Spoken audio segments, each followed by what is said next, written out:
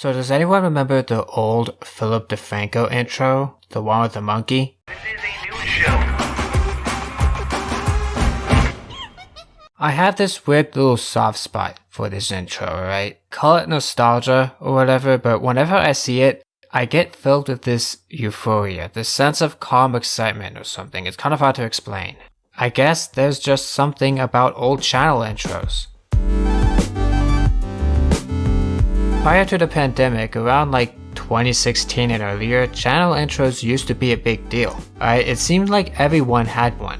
Those hodgepodges of motion graphics cobbled together to tell your viewers exactly who you are and what you're about. And right off the top of my head, I can think of some pretty classic intros from back in the day. Right? The Drama Alert intro, the Review Tech USA intro, which is still around, the Machinima intro, which I know that was multiple channels and all, but still, it's iconic. Same with Normal Boots. Remember when Kadikarus had that oddly terrifying intro that sounded like a ritual? Remember the angry Atari Sega nerd? iDubbbz's Content Cop skits? The fucking Ali A intro? I mean, not all of them were particularly good. Just, in general, channel intros were everywhere, for better or for worse. Right? Some YouTubers would put a ton of effort into their intros to the point where they ended up better than the actual content in terms of production value. Like, there was this widely mocked epidemic of all these little kids who just paid some guy on Fiverr to plug their username into an After Effects template, which had so many effects that you couldn't make out the text, only for the videos themselves to be just some kid squeaking over Roblox, right? Truly the golden years of YouTube.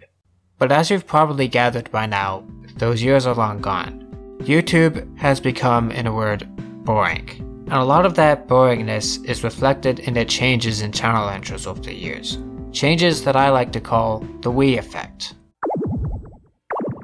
The sixth generation of video game consoles, that being the PS2, the OG Xbox, and the GameCube, had some of the best startup animations across the board.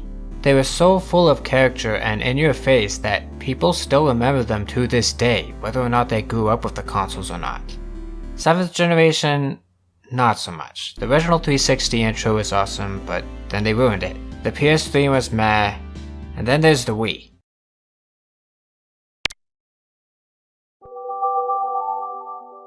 Mind blown. It may not be memorable, but if you ask me, I kinda like how low-key it is, alright? It's friendly, it's approachable, it's non-intimidating, and it doesn't waste your time. And as much as I absolutely adore old console startup animations, especially the 6th gen, I can't deny just how effective having the very menu itself be the startup. And I feel like a similar thing is happening on YouTube with channel intros. In a word, they've become low-key.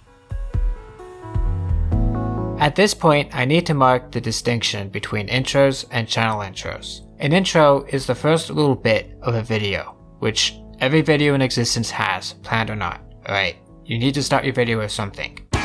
Channel intros are brief segments that display a channel name and or logo, and are reused in some way across uploads. And when it comes to these channel intros, they just don't have the importance they used to have. With attention spans shrinking more and more, due in no small part to TikTok, it's hard to justify wasting people's time with an elaborate 10-second intro segment that people are probably gonna skip anyways when you could just let the content speak for itself. Culture. For example, look at Mr. Beast, right? I know it's cliche to talk about him, but he's a perfect example. His intros are just him restating the video title in some way, before very quickly getting into the meat of the video. Then you have Moist Critical, who doesn't really introduce himself at all in his videos, and he doesn't have to, right? You know this guy, and even if you somehow don't, just watch a video of his and you'll get the gist of what he's about. Right, point being, there really isn't a need for a traditional channel intro, as each and every video in and of itself is an intro to your channel. Now this doesn't entirely negate channel intros, it just means you have to get creative with them. Ultimately, the goal for an intro is to hook the viewer in and to give them a reason to want to watch you. And there are ways to still have channel intros be a part of that equation. YouTubers are making their intros more subtle and, again, more low-key. Oftentimes these intros sort of morph themselves depending on the videos so that they don't end up redundant. Which brings me to what I currently think is my favorite modern day channel intro. That's it.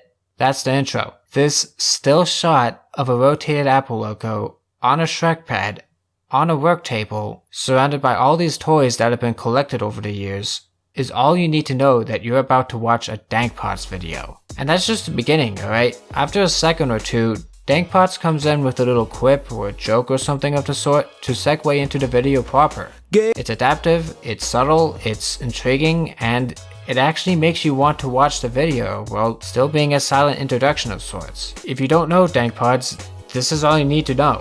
And if you do know DankPots, this is all you need to know. It literally sets the stage, it is the stage for his videos, and it is absolutely brilliant, alright? DankPots is brilliant, alright? If you're even remotely interested in headphones or iPods or other audio shit, then I can't recommend this Aussie lad enough. In the end, I guess what I'm trying to say is that channel intros aren't dead, but rather they're evolving, or at the very least, they're taking a backseat to what's truly important, and that's the content.